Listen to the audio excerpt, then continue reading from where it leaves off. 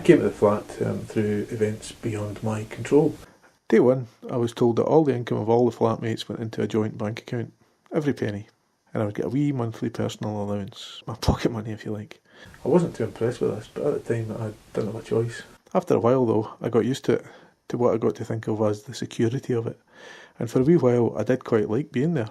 I had my own room where I could keep my stuff, and it all felt kind of, cosy. As I say, all my money went into this communal kitty for the rent, gas and electricity, food, the council tax and all the rest. We had a regular committee meeting type thing of the flatmates to talk about all the things that affected us all. To be honest, I never really paid much attention until later. It was Big Geordie who'd been in the flat already when I moved in, who looked after the bills. I suppose I kind of felt looked after. There was Davy and Paddy there too. We were all in it together, if you like. I kind of did feel that they had my best interests at heart, and I was like a wee sibling to them. But things changed when I started talking about how I thought it would be nice to have my own place. Andy, you can't leave, they'd say. You'll get ripped off. You don't earn enough. You wouldn't know where to start. You're not genetically capable of looking after yourself. Particularly Big Geordie used to get quite hot behind the ears about it. But this was how they talked. And the sad thing was, I believed it. But then I began to realise that the amount of money I was contributing wasn't getting me a fair share of stuff. I discovered that I was paying over the odds. I worked out that I was actually putting more into the kitty than I was getting out of it. But when I complained about something I didn't agree with, someone had always suggested we vote on it, and there was 3 of them to 1 of me. I think the other 2 were scared of Big Geordie. I was never going to win. Then when my great auntie died and she left me a heap of cash, I found that loads of money was being taken out of the communal account and spent on pointless stuff. Things like amazingly expensive furniture for the living room. We need to show people how well we're doing, they said. They bought humongous model train sets, a subscription to a target shooting club, and a couple of semi-automatic machine guns. Ideal for home defence, apparently. And me a pacifist. Thing was, I knew that without my great auntie's money, the rest of them were all pretty skint. Big Geordie especially. He was an Olympic grade borrower. He had tabs running in every shop in town.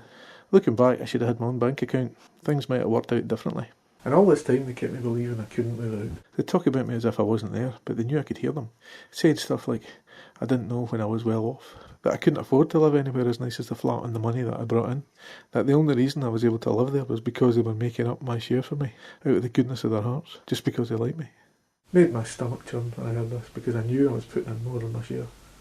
What made my mind up was I was in the pub with a mate one night, a bloke who didn't live in the flat. I'd been saying that I fancied a place of my own again. He says to me, of course you do. It's natural for most people, isn't it?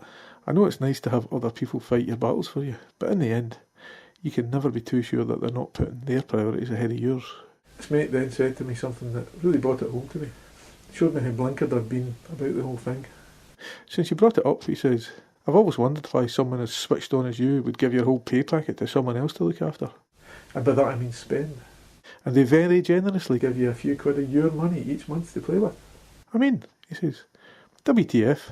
I knew then it was time to go. But in the end it was the lies that did it. They're the final straw that are driving me to look for somewhere else. Lies about the clubs I'll be expelled from if I leave.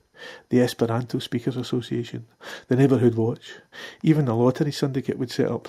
Good grief, they even went so far as to say if I left it would be cataclysmic for the whole street. I mean, what's that all about?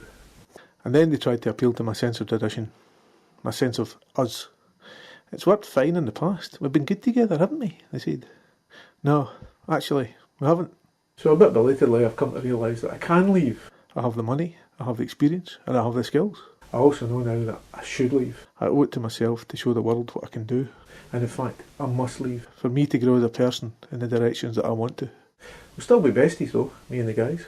We still do stuff together. Because despite it all, we do have a lot in common. Sports, movies, music, books, and all that. We kind of speak the same language even, sometimes. I just think we'll be better with a wee bit of space. A bit of room to live our own lives, to do our own thing. Maybe even learn some lessons from each other.